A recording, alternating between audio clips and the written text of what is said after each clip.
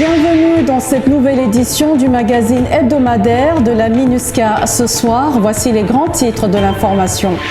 Une délégation de la Banque mondiale et du FMI en visite conjointe en Centrafrique a été reçue par le chef de la MINUSCA, Mankeur Ndiaye.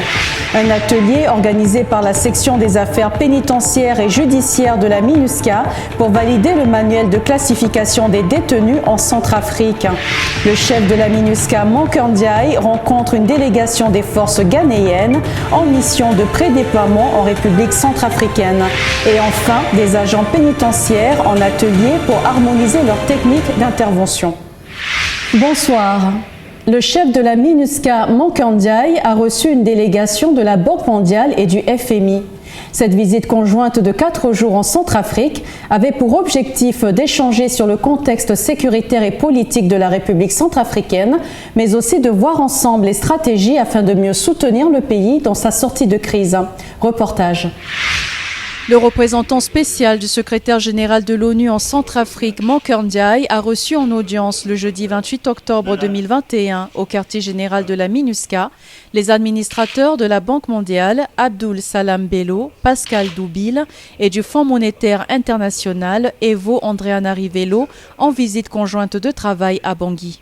Je viens d'avoir un entretien très fructueux avec la mission conjointe Banque mondiale FMI, venu en République centrafricaine pour faire une évaluation de la coopération, et nous avons échangé sur la situation politique, sur la situation sécuritaire, économique et sociale du pays, et également sur les défis à relever et surtout les perspectives, avec l'espoir qu'avec l'appui des partenaires techniques et financiers, la situation va s'améliorer et que le pays va s'engager dans la voie de la réforme, de la paix et de la stabilité, surtout avec les perspectives ouvertes par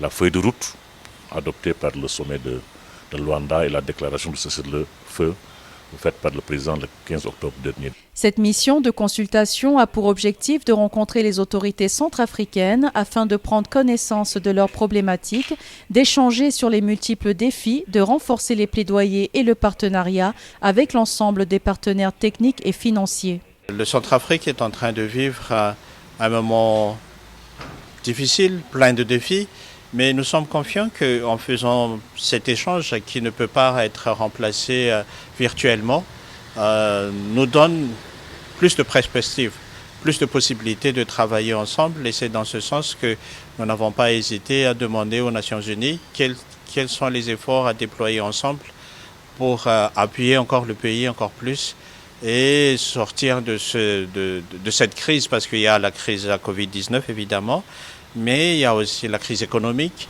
Ces différents échanges ont permis d'identifier les besoins et les opportunités de mobilisation de financement additionnels pour la République centrafricaine. Il s'agit de faire renforcer ce plaidoyer pour que le partenariat, le dialogue de la République centrafricaine avec les partenaires, avec la Banque mondiale, soit renforcé afin que le pays puisse tirer le maximum des potentialités et des instruments offerts par les institutions afin qu'ils puissent s'adresser de la manière la plus efficace possible et de la manière la plus pérenne possible des problématiques du développement auxquelles il fait face. Cette visite conjointe de 4 jours a permis aux administrateurs de la Banque mondiale et du Fonds monétaire international de recueillir les besoins et les préoccupations des autorités centrafricaines et aussi de recueillir les conseils et orientations de la part des dites autorités afin de permettre aux institutions financières internationales de bien remplir leur mission. Les hauts cadres de l'administration pénitentiaire et les représentants de la section des affaires judiciaires et pénitentiaires de la MINUSCA ont organisé un atelier de validation du manuel de classification des détenus en Centrafrique. Ce manuel est un outil qui contribuera à la réforme des établissements pénitentiaires en République centrafricaine en classant les détenus en fonction des risques qu'ils présentent et de la prise en charge dont ils ont besoin. Ingrid Swembo était présente. La section des affaires judiciaires et pénitentiaires de la MINUSCA, en collaboration avec l'Institut interrégional de recherche des Nations Unies sur la criminalité et la justice UNICRI et le ministère en charge de la justice centrafricain, a organisé un atelier de validation de manuel de classification des détenus en République centrafricaine. Organisée par vidéoconférence le mardi de novembre 2021 à Bangui, la session a vu la présence de Sogo Luxina, chef par intérim de l'unité des affaires pénitentiaires de la MINUSCA, les hauts cadres de l'administration pénitentiaire centrafricaine, à savoir les directeurs centraux, les chefs de service pénitentiaire de la Direction générale des services pénitentiaires et de la greffière de la maison centrale de Ngaragba, de 2 consultants, dont un de la partie nationale en la personne du directeur de l'administration pénitentiaire, M. Dieudonné Mbolinanguera, et de M. Du, consultant international canadien, ainsi que de la représentante de l'UNICRI, Chiara Bologna. Cet atelier de validation a connu la participation de M. Arsène Sendé, modérateur du présent atelier, ainsi que d'experts pénitentiaires de la MINUSCA et de la MINUSMA. Le système pénitentiaire dans la République centrafricaine continue à subir la pression du surpeuplement et de la pénurie des ressources appropriées. Le taux élevé de la population carcérale, le manque de personnel spécialisé et la présence de risques pour la sécurité et la santé représentent des défis clés à relever pour une bonne gestion de l'environnement pénitentiaire. Dans ce contexte, l'UNICRI est honoré de travailler avec la MINUSCA et les autres acteurs pertinents afin de développer un outil de classification adapté pour évaluer les différents besoins des détenus en matière de sécurité, protection et intervention. L'objectif de cette session vise à doter les services pénitentiaires centrafricains d'un outil qui leur permettra de faire une bonne évaluation des risques et de faire la classification des détenus présentant des exigences différentes en matière de sécurité, de protection et d'intervention. Le manuel de classification des détenus a déjà été élaboré. Ici, il s'agit de faire sa validation. Il y a également le projet de décret que nous avons développé. Il s'agit justement de faire. Nous avons fait le projet de décret et il s'agit maintenant de faire sa validation. La MINUSCA donc apporte d'abord un appui financier pour mettre en place donc ce programme de classification des détenus en partenariat avec UNICRI. La MINUSCA également apporte un appui technique. Donc notre appui est à double niveau, un appui financier et un appui technique pour mettre donc ce système de classification des détenus dans les prisons en Centrafrique. Cet atelier s'est tenu dans le cadre du renforcement du système pénitentiaire centrafricain afin de renforcer la sécurité dans les établissements pénitentiaires et de préparer les détenus à leur réinsertion sociale. Le directeur régional des services pénitentiaires, Gérard Valéry Gonda, a pour sa part souhaité la vulgarisation de cet instrument, y compris à l'ensemble du personnel, pour une meilleure appropriation conformément aux normes internationales. Quand un détenu vient, il vient avec un taux de dangerosité qu'on ne maîtrise pas. Son séjour carcéral permet aussi de l'évaluer à chaque fois et de le reclasser. Ça permet aussi à la longue de gérer les crises internes au sein des établissements pénitentiaires. Voilà un peu l'objectif fondamental de cette formation. Après cet atelier de validation de 2 jours, 2 sessions de formation sont prévues pour se tenir les 18 et 19, ainsi que les 22 et 23 novembre 2021 au profit du personnel des établissements pénitentiaires de la République centrafricaine pour une meilleure appropriation de ce nouvel instrument de gestion des détenus. Environ une quarantaine d'agents pénitentiaires issus de Bangui et des préfectures seront concernés par ces formations. Harmoniser les techniques d'intervention rapide dans les établissements pénitentiaires, tel a été l'objet d'une formation de 5 jours dispensée à 68 agents pénitentiaires venus de divers contingents de la MINUSCA. Ces formations, qui avaient été suspendues à la suite de la pandémie du Covid-19, se veulent régulières afin d'anticiper sur les risques éventuels d'instabilité dans les établissements pénitentiaires et de répondre efficacement dans le respect des droits des détenus. Reportage. Le vendredi 29 octobre 2021 à Bangui, c'était la fin de formation pour 38 agents pénitentiaires, dont 8 femmes, venues de différents contingents de la MINUSCA. Ils ont pris part du 29 octobre au 2 novembre 2021 à une formation sur les techniques d'intervention rapide dans les prisons. Les bénéficiaires de cette formation, avec 30 autres agents sélectionnés, vont assurer la sécurité, notamment à Bangui, dans les prisons de Garagba et du Camp de Roux en cas d'incident. À cette occasion, ils ont simulé une intervention rapide en milieu carcéral avant la mise en pratique au besoin dans leur lieu de travail. Nous avons intervenu effectivement depuis le 25 octobre à former les collègues Guy Pipi de l'unité des affaires pénitentiaires sur les techniques d'intervention pénitentiaire. Ces techniques visent à harmoniser les pratiques en milieu pénitentiaire et lorsqu'il y a des incidents, que ces collègues puissent intervenir et rétablir l'ordre. Nous avons eu des Burkinabés, des Sénégalais, des Malgaches, des Tunisiens qui faisaient partie de la formation, dont on devrait œuvrer à pouvoir harmoniser les techniques et avoir une équipe homogène pour pouvoir répondre aux besoins d'appui en cas d'incident au niveau des établissements pénitentiaires. Cette formation a été dispensée non seulement pour permettre aux agents pénitentiaires d'acquérir des compétences techniques, mais aussi dans le cadre du respect des droits de détenus. Il est exigé que ces personnes puissent faire une formation d'harmonisation dans le domaine donc, de l'intervention, de sorte à ce que dans le cadre de leur action, de leur intervention dans les prisons centrafricaines, que cela corresponde au respect des droits des détenus, pour éviter les violations des droits des détenus. Et également, ces personnes viennent avec des pratiques en matière d'intervention de différents pays. Et donc, quand ils viennent ici, il faut les mettre ensemble pour harmoniser ces pratiques. Sur les 68 agents pénitentiaires, on compte une trentaine de femmes sélectionnées. On a eu beaucoup d'expériences qui enrichissent ce que nous avons eu depuis notre pays respectif. On a reçu beaucoup comme les techniques d'intervention, y compris la maîtrise des détenus, ménotage des détenus, techniques de fouille, self-défense, comment on va gérer la situation en cas d'émeute. Ces formations et exercices dits de routine sont planifiés régulièrement et réalisés dans le cadre de la mise en œuvre d'un appui à la sécurisation des prisons en Centrafrique. Une délégation des forces ghanéennes s'est rendue en Centrafrique afin de s'enquérir sur les questions d'ordre logistique et technique avant le déploiement de ses troupes dans le pays. Elle a également rencontré le chef de la MINUSCA, Mankeur Ndiaye, afin d'échanger sur le mandat de la mission. Il s'agira là de la première mission des troupes ghanéennes dans le pays. Ingrid Swembo nous en dit plus. Le représentant spécial du secrétaire général des Nations Unies en Centrafrique et chef de la MINUSCA, Mankeur Ndiaye, a reçu en audience une délégation des forces armées ghanéennes en mission de prédéploiement, conduite par le colonel Anoraf Barnabas Akambong, le samedi 30 octobre 2021. La rencontre a vu la présence du commandant de la force de la MINUSCA, le général de corps d'armée Daniel Sidiki Traoré. The purpose for this meeting and we coming here is for us to have. Le but de notre visite est de faire une évaluation de prédéploiement, de savoir où nous serons déployés, de savoir quels sont les équipements dont nous aurons besoin afin que nos troupes soient opérationnelles et efficaces. Nous avons consulté toutes les parties prenantes.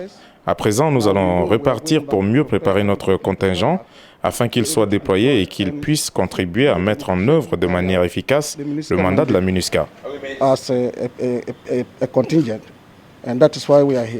Cette délégation est venue en République centrafricaine pour s'imprégner de la situation afin de rencontrer les composantes essentielles de la mission, afin de rendre compte de leurs discussions à leur retour et de prendre toutes les dispositions pour que le déploiement de contingents ghanéens de 450 casques bleus puisse se faire le plus rapidement possible selon le calendrier qui a été arrêté. Nous sommes tout à fait heureux d'accueillir un contingent ghanéen. Le Ghana a une vaste expérience, une longue expérience en matière de participation aux opérations de maintien de la paix. Et le Ghana aussi, c'est un pays très respecté aussi de ce point de vue, surtout dans la région en Afrique de l'Ouest et à travers le monde. Donc c'est avec beaucoup de plaisir que nous allons accueillir prochainement ce contingent. Sur la base des principes et des valeurs qui régissent les Nations Unies, nous avons également entre autres évoqué la question de la lutte contre les abus et exploitations sexuelles. Une lutte dans laquelle nous sommes fortement engagés avec le principe de la tolérance zéro. Je crois qu'ils en sont très conscients et qu'ils feront le nécessaire pour que le contingent qui va arriver soit un contingent exemplaire. Le Ghana va déployer un bataillon au sein de la MINUSCA pour la première fois. Les 450 éléments de ce contingent arriveront en République centrafricaine d'ici le premier semestre 2022. Les femmes s'approprient la paix. C'était la thématique d'une exposition photo organisée à New York, aux États-Unis. La République centrafricaine y était aussi à l'honneur à travers le travail d'une jeune photographe centrafricaine, Leila Cham, qui a réalisé le portrait de deux figures emblématiques centrafricaines, activistes pour la paix. Leila Thiam est notre invitée du jour, interviewée par notre collègue Alao Biliaminou.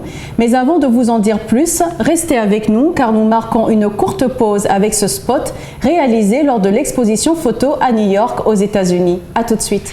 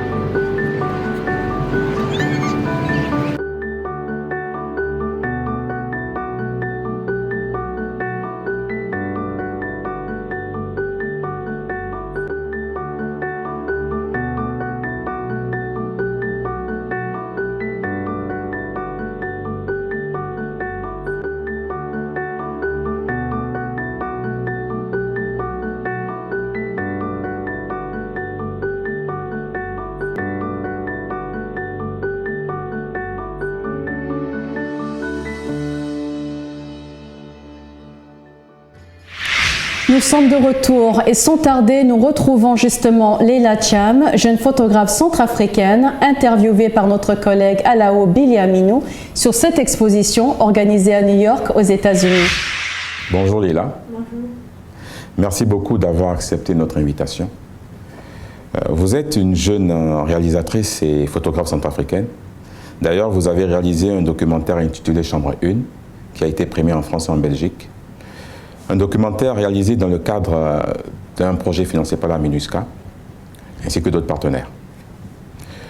Et aussi, tout récemment, vous avez participé à une exposition qui s'est déroulée à New York, en qualité de photographe.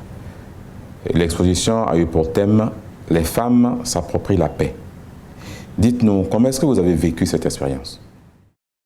J'ai eu à travailler avec les femmes leaders, artisans de la paix, comme Madame Béatrice Epaille, députée de Marounda, et Madame Marthe Mbita. Et elle est présidente d'une association d'organisation des femmes à Bois. Leur activité se base sur la paix et la réconciliation. Et elle organise des petites activités concernant la paix, la sensibilisation. Et la majorité de ces femmes sont des femmes leaders qui essaient de ramener la paix dans leur localité. En assistant les victimes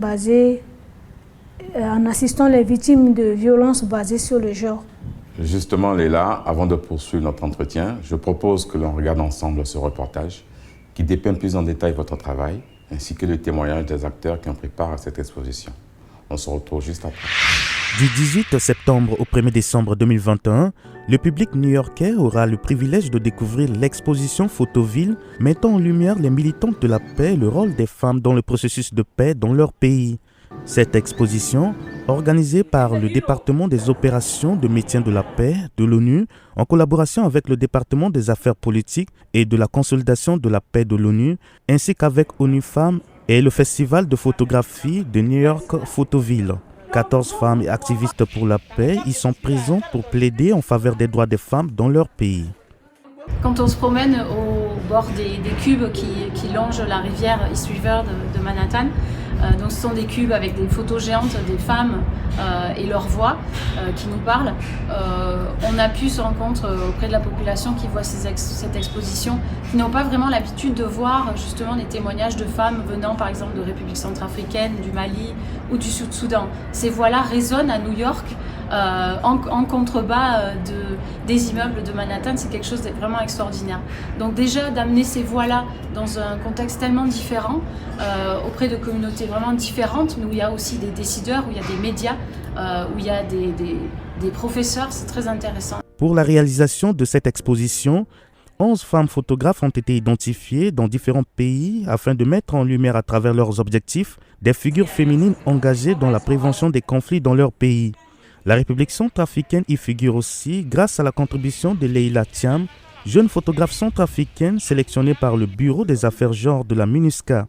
Elle a réalisé des portraits de la députée Béatrice Epaye, présidente du Forum des femmes parlementaires, et de Marthe Mbita, présidente de l'Organisation des femmes centrafricaines dans la ville de Boar. Le pays a besoin de nous les femmes. Donc la femme centrafricaine doit être debout, travailler. Même ce n'est pas seulement travailler au bureau, mais il y a des travaux à faire, des petites activités génératrices de revenus. Suivre ses enfants à l'école, être à côté des parents.